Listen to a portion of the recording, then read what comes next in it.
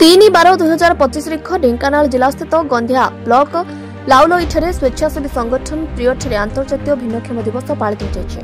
एथिरे प्रियर निर्देशक टंकधर बारिक भिन्नक्षम शिशुमानक स्वास्थ्य प्रति जत्न नेबास पई अभिभावक माननकु परामर्श देथिले। उक्त सभारे फिजियोथेरापी निवेदिता मुख्य अतिथि भाबरे जोगदे पिलामानक स्वास्थ्य विषय पचारि बुझिथिले ओ सीपी पिलामानक मांको उचित एक्सरसाइज करबाकू परामर्श देथिले।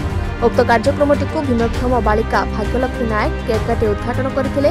आम समस्तंकर कर्तव्य भिन्नक्षमक सुख दुखरे साथी होई सेमानकु मुख्य स्रोतरे सामिल करबा पई टंकधर बारिक आह्वान देथिले। भिन्नक्षम मानकर अभ्यंतरीण गुणको प्रकाशित करबा पई उत्साहित करथिले। उक्त कार्यक्रमको साहिल आप्रेट, सत्यप्रकाश नायक, इलन प्रभा सेनापति, सौभाग्य लक्ष्मी तराई, स्वागतिका राउत, अन्नपूर्णा धळ, सोनाली धळ, कुसुमिता बाग, रूपाली प्रधान, वर्षाराणी प्रधान, वैकुंठनाथ पात्र, रवींद्र कुमार सामल, परशुराम दास प्रमुख परिचालना करथिले।